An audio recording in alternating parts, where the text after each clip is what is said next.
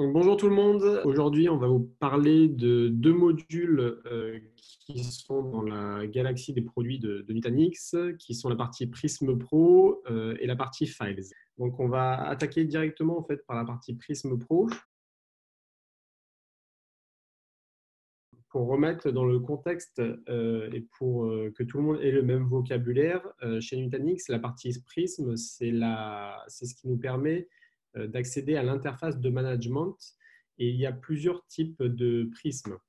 Il y a tout d'abord la partie Prism élément qui va nous permettre de manager au niveau d'un cluster. Donc, c'est ce qui va vous permettre de faire la création des VM, de gérer la partie networking, également la partie stockage et qui va également vous permettre de gérer toute la partie cycle de vie de la partie hardware ainsi que la mise à jour des différents modules comme Files par exemple, donc la mise à jour de Files, de la partie Nutanix, de la partie hyperviseur. Et tout ça, effectivement, c'est directement inclus dans la solution Nutanix de base.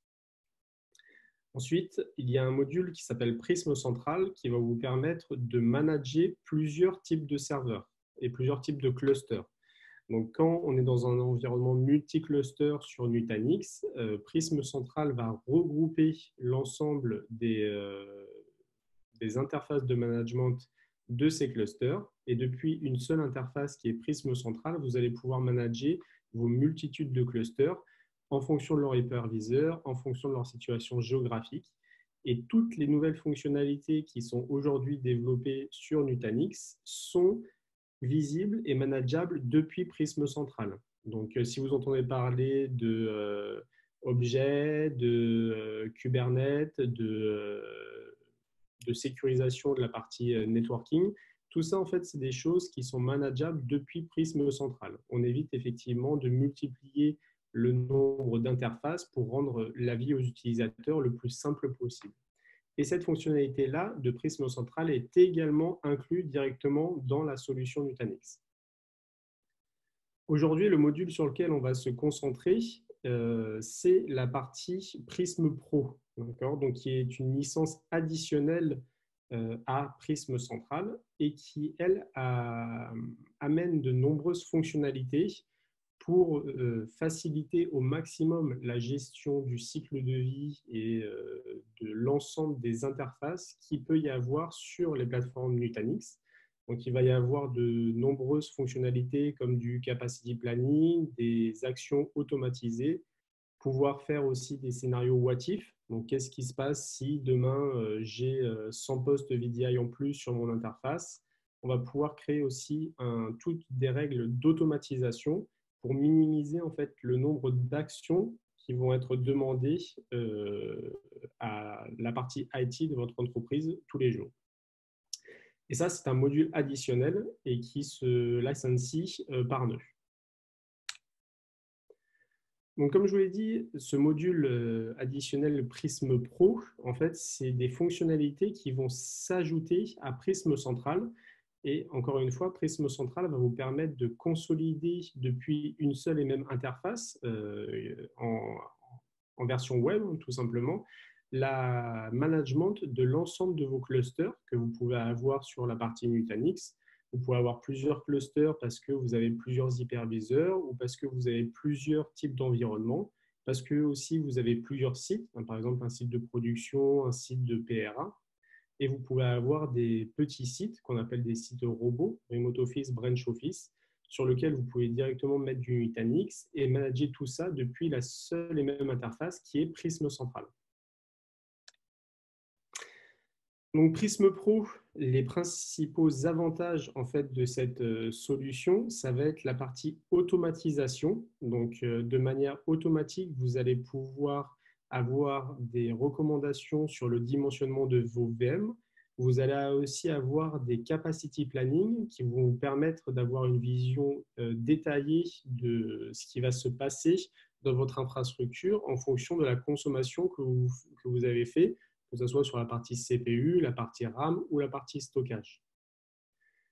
Vous allez avoir aussi un dépannage proactif puisque vous allez pouvoir créer vous-même en fait vos propres alertes, que ce soit au niveau du CPU, de la RAM. Vous allez pouvoir dire si jamais j'ai plus de 80% de ma VM qui est utilisée au niveau de la mémoire, merci de m'envoyer une alerte pour que je puisse faire les actions nécessaires sur cette ou sur ces VM. Et enfin, vous allez avoir une partie automatisation des opérations. Donc, effectivement, si vous avez un grand parc avec de nombreuses VM, de nombreux clusters, le fait d'augmenter de manière unitaire à chaque fois la partie CPU, la partie RAM ou le stockage d'une VM, ça peut être assez long à faire. Et donc, tout ça, en fait, on l'a automatisé avec des scénarios qu'on appelle les X-Play, qui vont vous permettre en fait de manière automatique, en fonction des alertes que vous allez mettre dans votre data center, de pouvoir modifier les VM, d'ajouter des VM, prendre des snapshots et tout ça de manière complètement automatique. Donc, ce que je vous propose maintenant, en fait, c'est d'aller directement faire une démo sur la partie Prism Pro, ce qui sera plus parlant effectivement que de regarder uniquement des slides. Donc là, en fait, on se trouve sur l'interface principale de Prism Central. Donc, vous avez sur cette partie dashboard, vous pouvez créer plusieurs onglets, d'accord? Donc, moi, pour votre information, je travaille sur la partie santé. Donc, j'ai beaucoup d'applications sur ce cluster qui sont des logiciels de PACS ou des dossiers patients. Et en fonction des besoins qu'il peut y avoir chez vous, vous pouvez créer plusieurs onglets. Vous ajoutez tout simplement des widgets, comme on peut le faire sur un téléphone. Vous pouvez les déplacer. Voilà, vous pouvez vraiment rajouter des informations uniquement sur les VM. Vous pouvez le faire sur le cluster. Vous pouvez le faire sur la partie aussi capacity planning. Enfin, tout est customisable, on va dire, sur ce premier dashboard pour faire en sorte d'avoir le maximum d'informations pertinentes pour vous, en fait. Il n'y a que vous qui connaissez le mieux, on va dire, les informations importantes dans votre data center. Donc, on vous laisse en fait la possibilité de manager ce dashboard et d'en faire le vôtre. D'accord. Donc, les informations importantes qu'il peut y avoir sur la partie Prism Pro, c'est la partie, comme je vous l'ai dit tout à l'heure, capacity planning. Donc, il va y avoir en fait une sorte d'intelligence artificielle qui va analyser votre consommation habituelle en termes de stockage, en termes de CPU et en termes de mémoire. Et vous allez avoir une projection dans le temps, en fait, sur l'utilisation de ces ressources pour savoir si vous allez avoir une contrainte. Est-ce que dans 3 mois, dans 6 mois, vous risquez d'avoir des problématiques sur la partie CPU, RAM ou stockage? Et ça évite de se retrouver le vendredi soir en alerte parce qu'on se rend compte que 95% de notre partie stockage est consommée et on risque d'avoir du mal à faire les backups le lendemain. Enfin, voilà, c'est des choses que vous pouvez connaître assez fréquemment. Et grâce à cette partie capacity planning, vous allez avoir effectivement le temps et la vision de ce qui va se passer dans votre data center au jour le jour en fonction de vos clusters. Donc là, aujourd'hui, moi, j'ai un seul cluster, mais effectivement, vous pouvez choisir plusieurs types de clusters pour avoir toutes les informations dessus. Ce qui est intéressant aussi, c'est que vous pouvez créer des scénarios. D'accord? Donc, au niveau des scénarios, imaginons que demain, vous ayez 50 VM qui arrivent en plus dans votre data center. Vous pouvez le simuler en avance, d'accord, pour voir un peu ce qui va se passer. Donc là, on va créer un nouveau scénario, par exemple, sur des VM. On va prendre un nouveau profil de VM. Donc, on va l'appeler Workshop Test, par exemple. Avec chaque VM, on va dire à 4 vCPU, 4 Go de RAM et un peu de disque dur. Et on a ces 50 VM qui vont arriver d'ici mi-avril.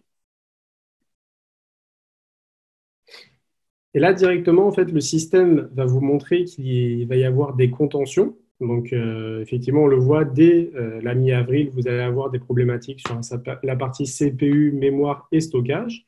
Et ce qui est intéressant, c'est que vous pouvez directement avoir aussi la partie recommandation.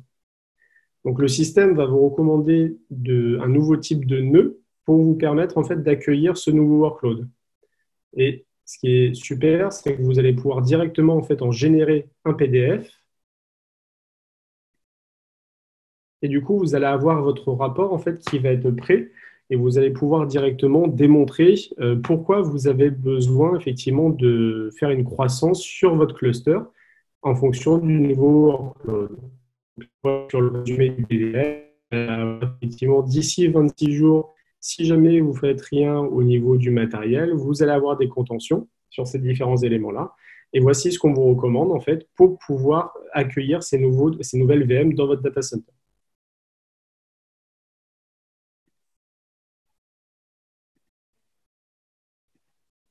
Hop, je ne vais pas le sauvegarder, c'est pas la peine. Ensuite, on peut créer aussi des alertes. Donc les alertes, vous allez pouvoir les customiser vous-même. On va pouvoir créer des alertes sur l'ensemble des paramètres qui sont dans notre data center. On va créer ensemble une alerte, par exemple, sur la consommation de l'espace RAM. Donc, on va mettre ça sur l'ensemble des VM. Vous pouvez choisir le cluster, les VM ou les hosts. On va choisir toutes les VM. Vous pouvez choisir aussi des catégories de VM ou une VM en spécifique. Okay. On va prendre la partie mémoire. Et là, effectivement, on va créer une alerte critique si jamais ça dépasse, par exemple, 90% de la consommation de la mémoire. D'accord. Et là aussi, vous pouvez choisir si vous voulez que l'alerte remonte au bout de 10 minutes de consommation au-delà de 90%, 15 minutes, 30 minutes. On va laisser sur 10 minutes. Et là, donc, de manière automatique, en fait, à chaque fois qu'une VM va consommer plus de 90% de la RAM, vous allez recevoir en fait un message d'alerte qui va vous inviter en fait à modifier effectivement les caractéristiques de cette VM.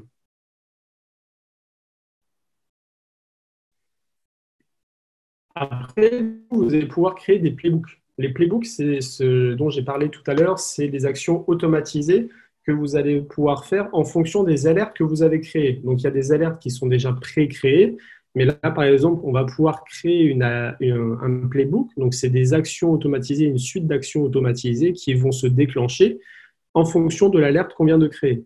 D'accord? Donc là, hop, on va reprendre l'alerte.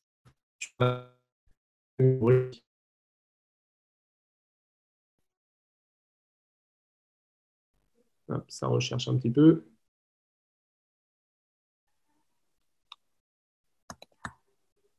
Voilà, VM Memory Usage. Et ensuite, vous allez choisir le type d'action que vous voulez faire. D'accord? Donc, là, c'est des actions qui sont déjà pré-configurées. D'accord? Donc, envoyer un email, arrêter la VM, résoudre l'alerte. Vous pouvez aussi passer en REST API si jamais vous voulez envoyer des lignes de commande spécifiques pour ce besoin-là.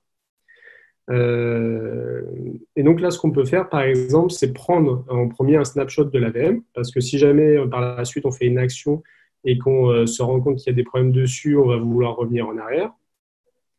Donc là, on va prendre hop, un snapshot de la VM.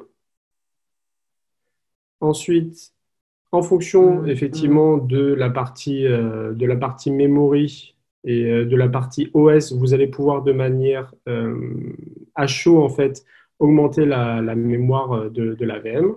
Donc, par exemple, on va dire qu'on va rajouter 1 giga de RAM et avec une limitation à 10 sur la partie VM. Vous pouvez aussi, par exemple, dire que merci de m'envoyer un email. Merci de m'envoyer un email en disant que tout s'est bien passé sur la partie résolution de l'alerte.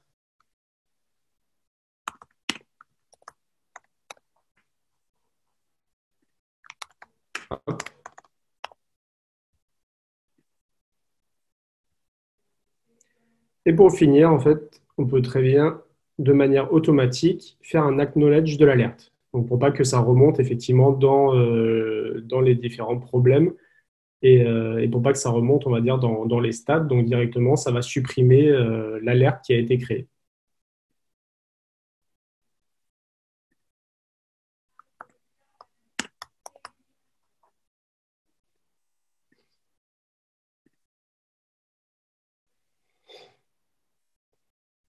Voilà.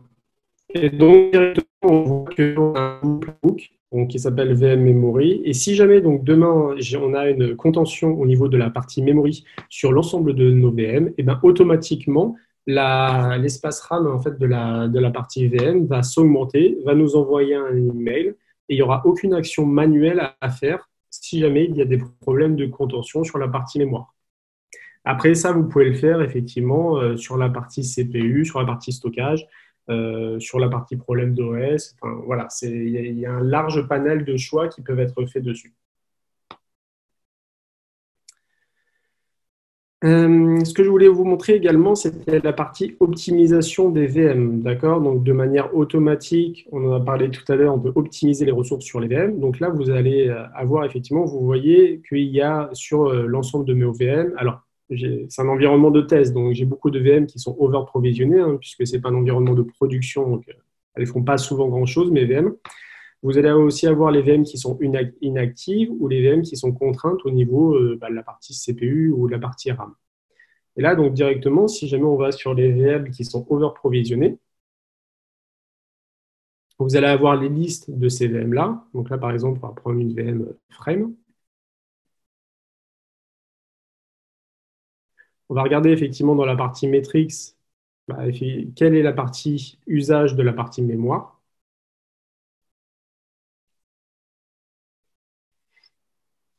Et là, on se rend compte qu'effectivement, sur la partie mémoire, il n'y a pas grand-chose qui se passe. D'accord? Donc, directement, si on va sur cette VM-là, on va pouvoir modifier en fait ses paramètres. D'accord? On va pouvoir l'updater et lui modifier directement sa partie mémoire RAM. Alors bon, là, c'est déjà 1 giga, donc on ne va pas pouvoir la baisser beaucoup plus. Mais encore une fois, c'est normal, c'est un environnement de test, donc il y a beaucoup de VM qui ne font pas grand-chose. Mais là, par exemple, si c'était à 3 ou à 4, on pourrait directement redimensionner la partie mémoire pour pouvoir coller au plus juste par rapport aux vrais besoins qui sont faits sur cette partie VM. Donc voilà ce que je voulais montrer effectivement sur la partie Prism Pro, d'accord? C'est l'ensemble de ces éléments-là. Et aussi ce que je voulais vous montrer, c'était le fait que les nouvelles fonctionnalités qui sont sur la plateforme Nutanix, comme la partie objet, la partie automatisation du déploiement d'applications, la partie conteneur également, comme Carbone, sont directement inclus dans cette interface de management. Donc, on ne multiplie pas encore une fois les différentes interfaces de management et on se concentre en fait sur uniquement cette plateforme-là.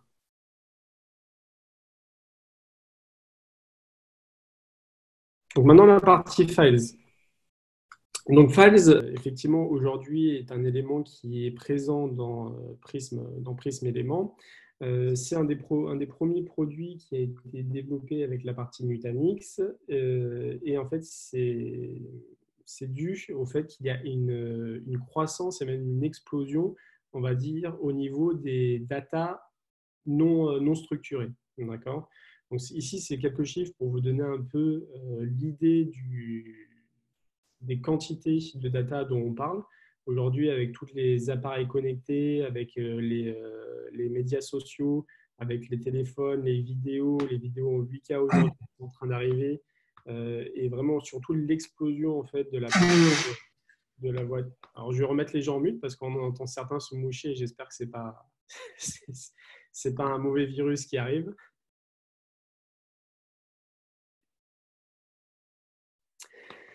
Donc, effectivement, il y a vraiment une explosion des data non structurées dans les data centers.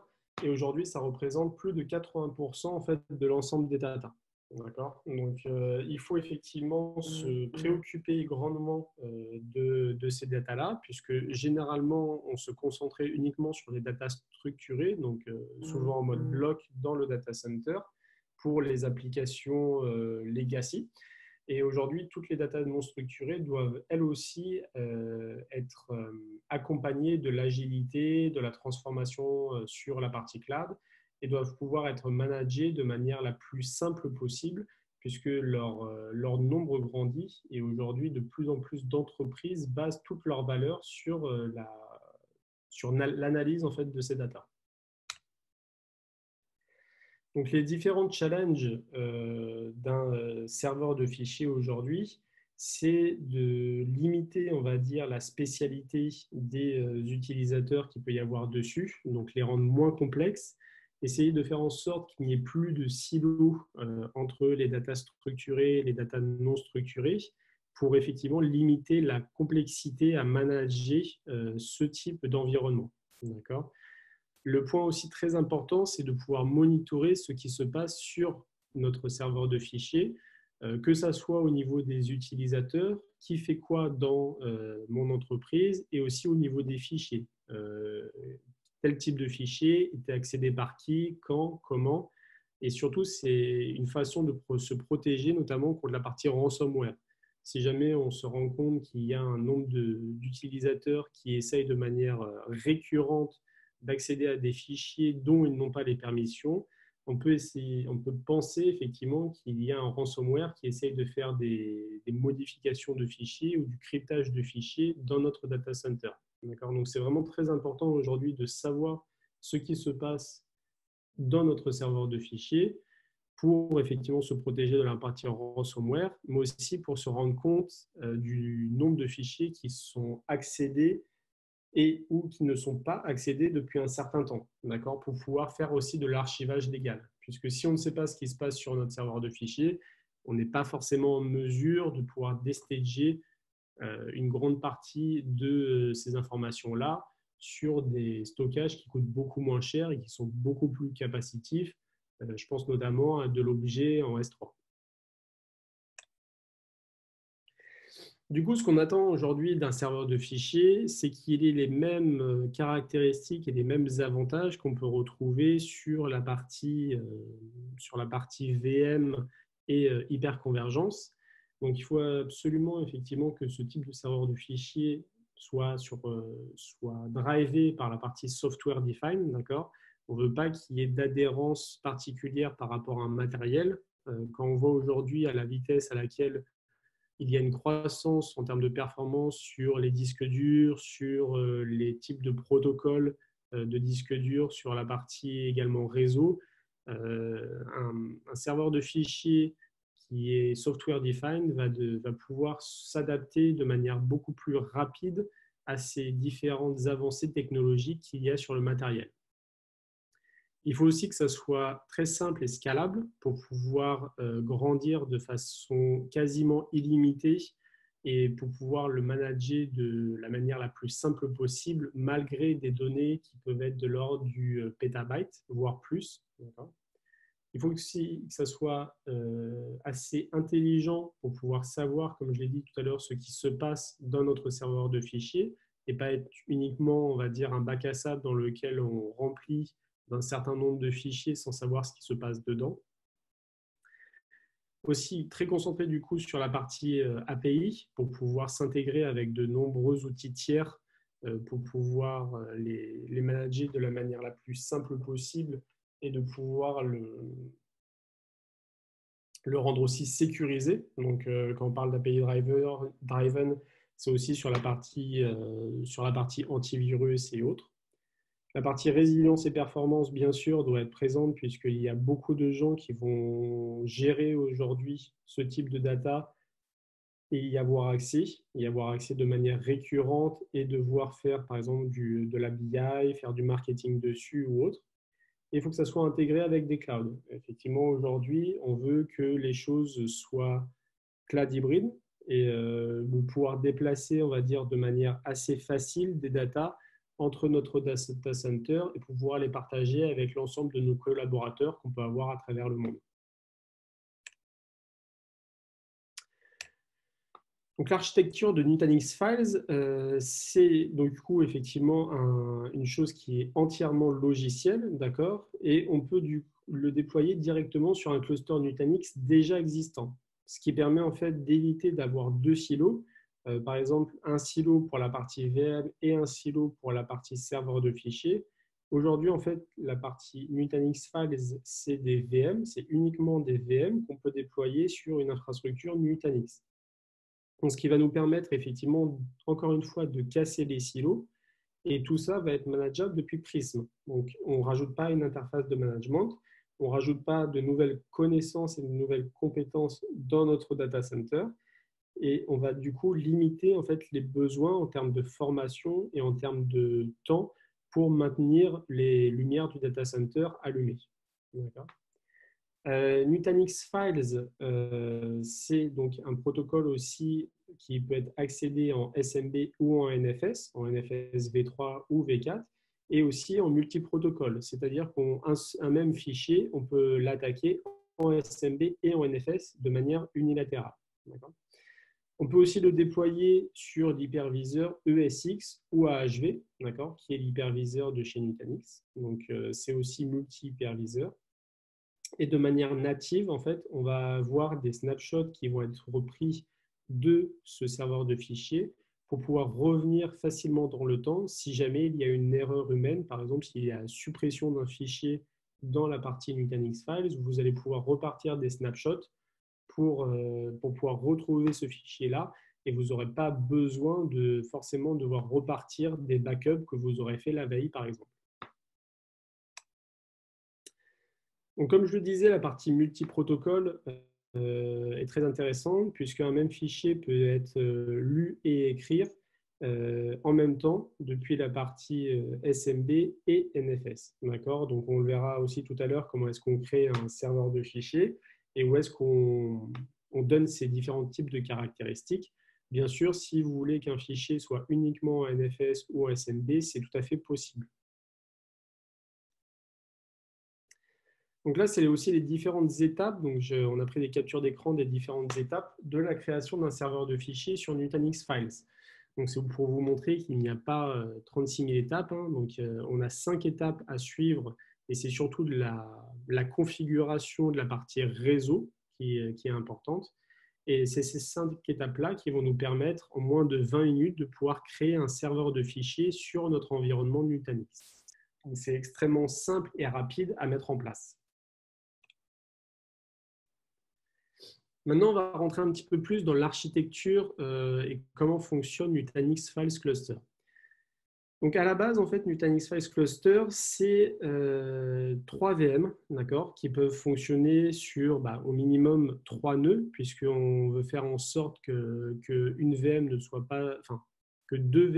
pas sur un même nœud. C'est pour ça qu'il y a des règles anti-affinité qui vont être créées automatiquement pour faire en sorte que si jamais un nœud tombe en panne, une des VM puisse directement redémarrer sur un 4e nœud. Donc, c'est très important de comprendre cette partie-là. La partie sécurité et maintien en conditions opérationnelles de la partie Nutanix Files est très importante. C'est pour ça qu'on fonctionne sur au minimum 3 VM. Alors, on le verra après, il y a des cas spécifiques pour les tout petits sites, mais ça, on y reverra à la fin de ce meeting. Et donc, on peut partir directement sur ces 3 VM pour créer un serveur de fichiers sur la partie Nutanix. Ces 3 VM-là, ce qui est bien avec le fait que ce soit des VM, c'est qu'on peut directement augmenter à chaud leur capacité CPU et leur capacité RAM. Donc, demain, si jamais vous avez plusieurs clients qui vont accéder en fait à ce serveur de fichiers, vous n'avez pas besoin de recasser, de refaire un serveur de fichiers à côté. Vous pouvez directement en fait, modifier les caractéristiques CPU et mémoire de ces FSVM. Donc la partie FSVM, c'est vraiment le cœur du système de la partie Nutanix Files. C'est la même chose, effectivement, si vous voulez aussi augmenter le nombre de FSVM. Donc, si jamais vous avez des nœuds en plus dans votre cluster Nutanix, et que vous avez un nombre d'utilisateurs qui grandit de manière exponentielle dans votre entreprise pour accéder à ce serveur de fichiers, vous pouvez tout simplement ajouter une FSVM pour pouvoir avoir plus de puissance pour accéder à votre cluster de fichiers et du coup pour améliorer les performances d'accès aux différents fichiers qu'il y a à l'intérieur. On peut aller jusqu'à 16 FSVM sur un même cluster de fichiers. Donc, ce qui est très large, on va dire, pour pouvoir accéder à des centaines, voire des milliers d'utilisateurs. C'est complètement linéaire aussi. Donc là, si on voit sur la partie bande passante, On a l'exemple, si on met une seule VM, 4 VM ou 8 VM, la partie performance en termes de lecture ou en termes d'écriture est complètement linéaire. Il n'y a pas de perte de performance si jamais on augmente le nombre de FSVM dans notre cluster de fichiers. Et c'est la même chose aussi sur la partie IOPS. Donc, ce qui peut être aussi important, c'est la gestion du cycle de vie matériel de notre cluster Nutanix. Donc, si jamais vous voulez ajouter des nouveaux nœuds avec plus de capacité, des meilleurs CPU, plus de RAM, et que vous voulez décommissionner des anciens nœuds qui ne sont plus, on va dire, à l'ordre du jour, qui ont des trop petites performances, vous pouvez tout simplement en fait, déplacer la FSVM sur ce nouveau nœud que vous aurez installé au préalable dans votre cluster Nutanix et décommissionner en fait, les anciens nœuds. Donc encore une fois, vu que c'est entièrement software defined, il n'y a pas besoin de casser, de faire de migration si jamais vous voulez avoir accès aux dernières technologies en termes de matériel et en termes de hardware. Donc, comme je le disais, il y a une particularité que Nutanix a développée pour les petits sites, donc pour les tout petits sites. On est capable aussi de faire un serveur de fichiers sur une seule FSVM. D'accord. Donc, imaginons un petit site où il y a 5-10 VM plus 2-3 Tera de serveurs de fichiers et on va avoir le tout dans une seule et même boîte. Donc, on peut effectivement le faire sur la partie files robot. Et en fait, ça va se déployer sur une seule FSVM.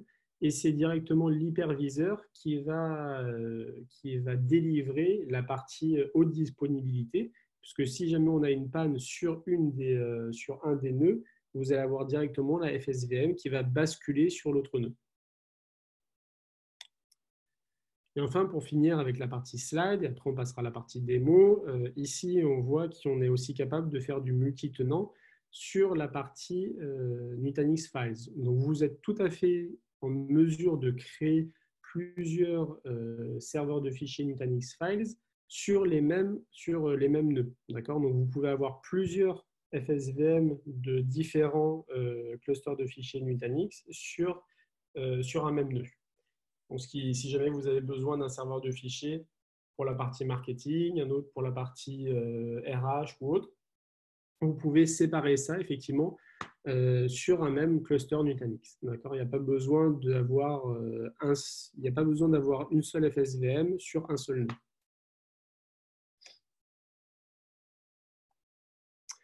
Donc maintenant, ce que je vous propose effectivement, c'est passer à la partie démo. D'accord. La partie démo sur la partie Nutanix Files.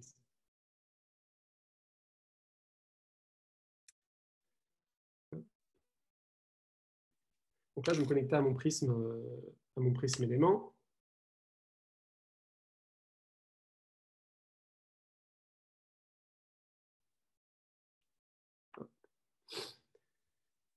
Donc là, c'est l'interface de Prism élément sur lequel on va retrouver notre serveur de fichiers. D'accord. Donc là, on voit qu'on a un serveur de fichiers qui a déjà été créé. On pourra, si on a un peu de temps à la fin, voir aussi comment on crée un serveur de fichiers. Bon, là, ça reste un petit peu juste, mais bon, on va voir comment ça se déroule. Donc, ce serveur de fichiers-là a été créé. Donc, la partie la plus importante et la plus délicate à faire, c'est gérer la partie networking, d'accord, quand on crée ce serveur de fichiers-là. Et une fois que c'est créé, on va directement avoir sur cette visu toutes les informations importantes qu'on peut avoir sur ce type de serveur de fichiers. Donc, la partie utilisation en termes du nombre de fichiers, la partie volumétrie également. Comment est-ce que c'est accédé? Donc là, on voit que c'est accédé uniquement en SMB.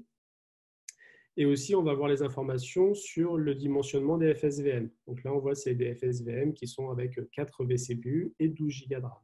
En sachant que ça, on peut directement le modifier dans la partie Update. Donc, si on veut changer effectivement la partie network ou la partie des FSVM, on peut le faire directement dans cette plateforme-là. Donc là, si on veut agrandir le nombre de vCPU et le nombre de RAM sur nos FSVM, on peut le faire directement là.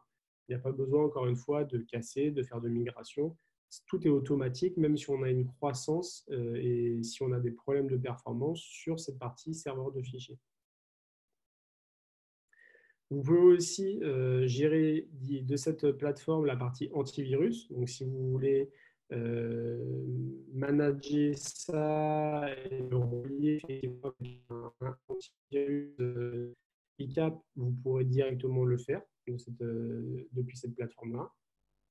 La partie Protect va vous permettre aussi de créer des snapshots, d'accord? Donc, de créer des snapshots réguliers de notre partie serveur de fichiers.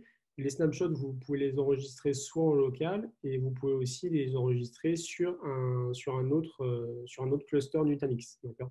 Donc, ce qui me permet effectivement, si vous perdez en entier votre premier cluster Nutanix parce que vous avez une perte de salle ou autre, vous pouvez directement retrouver vos snapshots sur un autre cluster Nutanix et le remonter depuis cette interface-là.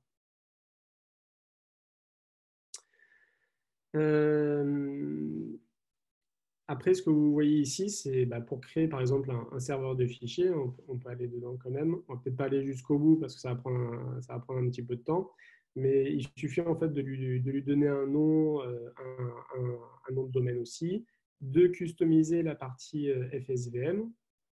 Ici, vous allez avoir aussi des recommandations directement en fonction, par exemple, du nombre de connexions simultanées. D'accord? Donc, si jamais vous pensez que dans votre entreprise, vous allez avoir 1500 connexions en simultané, il va vous donner directement les recommandations de dimensionnement sur la partie FSVM. D'accord? Là, on peut jouer avec pour voir un petit peu ce que ça donne en termes de vCPU, en termes de RAM sur les FSVM.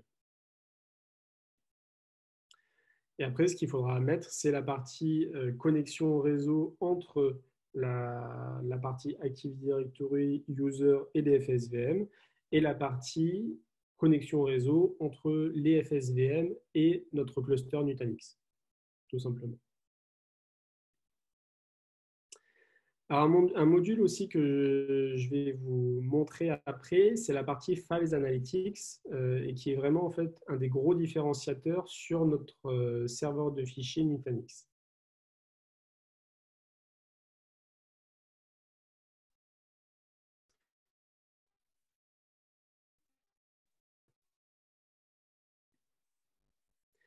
Donc, la partie Files Analytics, c'est une VM qu'on peut déployer sur notre cluster de fichiers et qui va vous permettre en fait d'avoir de très nombreuses informations sur ce qui se passe dans votre cluster de fichiers. D'accord? Donc, on en déploie une par serveur de fichiers et vous allez avoir les informations sur la croissance de vos données dans votre NAS. Vous allez avoir aussi le nombre d'utilisateurs et ce qu'ils font sur ces fichiers. Vous pouvez aussi créer des rapports automatisés sur ce qui se passe dans ce serveur de fichiers-là, avec le nombre de lectures, d'écritures, les fichiers qui sont créés, supprimés, les permissions aussi, donc savoir qui accède à quoi, qui a essayé de tenter d'accéder à des serveurs et à des serveurs de fichiers dont ils n'ont pas l'autorisation. Et aussi un point vraiment très important, c'est que vous allez savoir depuis quand est accédée votre data. D'accord? Puisque généralement, on a beaucoup de mal à savoir sur la partie serveur de fichiers qu'est-ce qui est utilisé et qu'est-ce qui n'est pas utilisé. Et là, directement, en fait, vous pourrez savoir si vos datas sont réellement utilisées ou pas sur le serveur de fichiers et est-ce qu'il faut vraiment le garder dessus ou peut-être l'envoyer sur une plateforme d'archivage. Donc ça, pour information, la partie Files Analytics est toujours incluse avec notre service de fichiers Files. Donc là, on vous montre comment déployer ce serveur de fichiers Files Analytics. Hein. Donc c'est tout simplement une VM. Donc on peut directement cliquer depuis l'interface Files sur déployer Files Analytics et après aller directement dans Files Analytics. D'accord. Donc là aussi, ce que je vais faire, c'est directement passer à la partie démo, ce qui sera plus parlant pour comprendre comment ça fonctionne.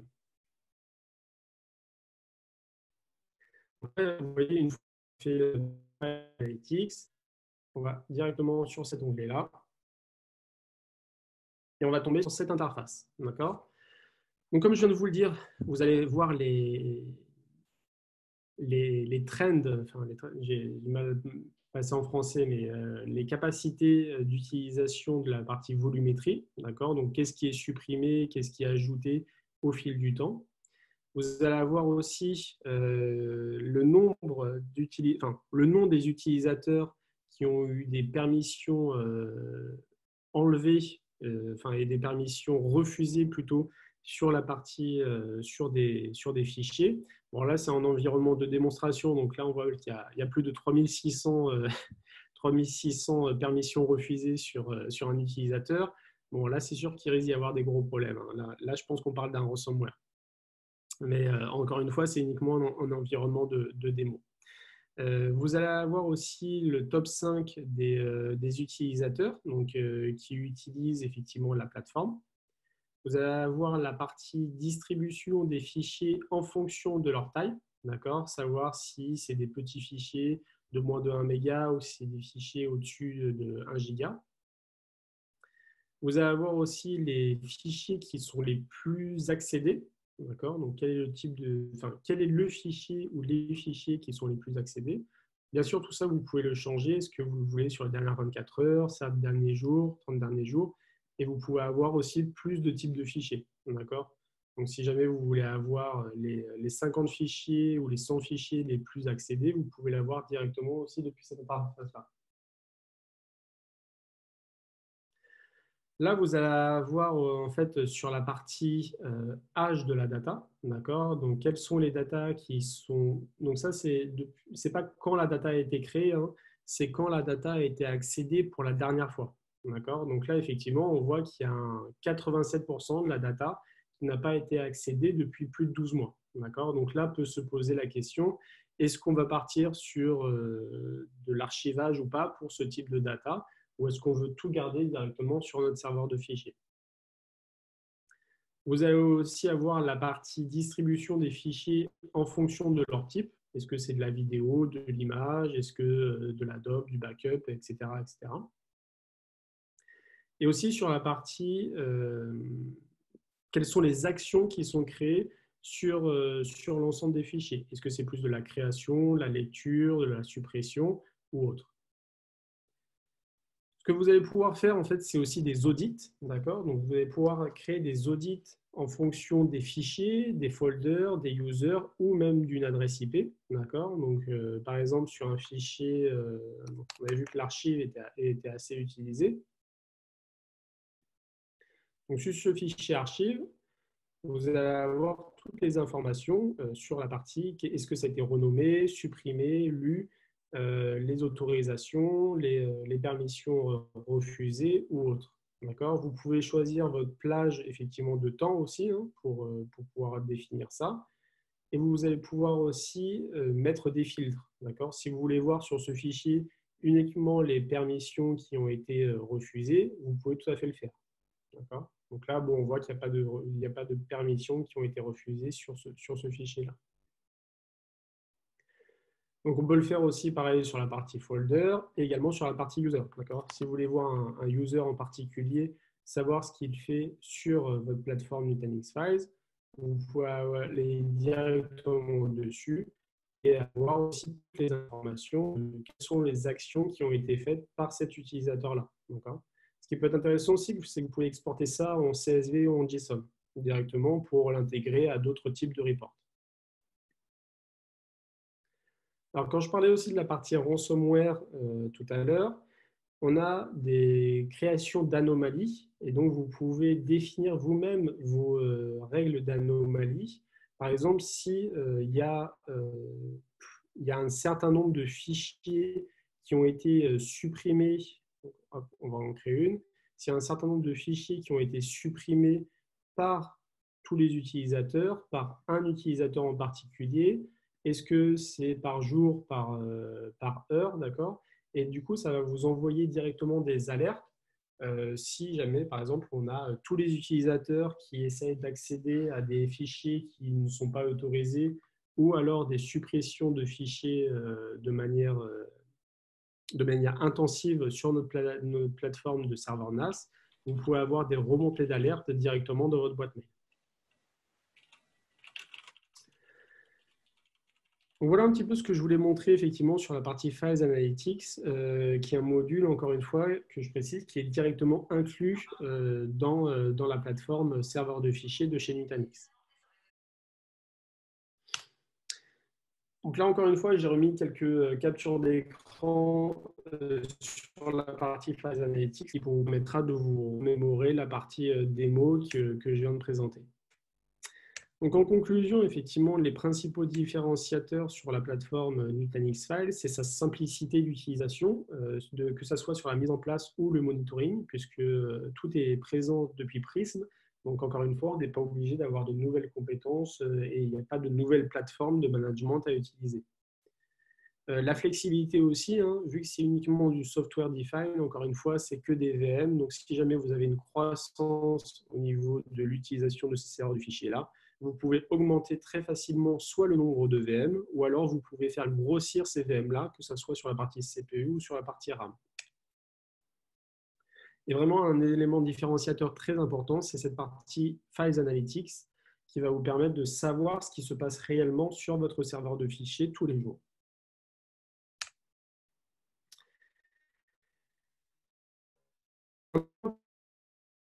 Files s'intègre en fait dans la partie stockage de chez Nutanix, d'accord. Donc Files, c'est un produit qui est effectivement sous forme de VM et qui peut s'activer sur la partie Nutanix, mais il y a d'autres types de produits qui servent pour la partie stockage des datas, et on a des produits pour la partie Object, d'accord. Donc, on a parlé un petit peu tout à l'heure, ça peut servir pour la partie archivage notamment. On a aussi un service pour la partie backup et un service aussi, bien sûr, pour la partie VM et bloc. Donc là, les données structurées. Je vous donne aussi un petit peu une roadmap. Alors, c'est déjà passé, hein, donc il n'y a rien de confidentiel, mais c'est pour vous montrer que le produit Files évolue beaucoup. C'est un produit effectivement sur lequel Nutanix met beaucoup d'efforts et qui est reconnu aujourd'hui dans les Magic Quadrant ou les Gartner, puisque c'est un produit aujourd'hui qui a plus de 3 ans et qui a une très bonne adoption en fait, chez l'ensemble de nos clients existants. Et vous voyez aussi, ce qui est important, c'est la partie écosystème des partenaires. D'accord. Donc, il y a énormément d'intégration avec les antivirus, avec les éditeurs de backup, la partie migration, sur le healthcare aussi. Et sur la partie Files Analytics, on voit qu'il peut y avoir des intégrations avec des produits tiers pour encore plus pousser la partie Files Analytics. Et enfin, une information importante, c'est qu'il y a toujours Intera qui est inclus avec la partie Nutanix. Donc, si jamais vous avez déjà du Nutanix, vous pouvez de manière native et avec du support, en fait, installer Intera de Nutanix Files sur votre plateforme pour pouvoir utiliser et pour pouvoir commencer à jouer avec.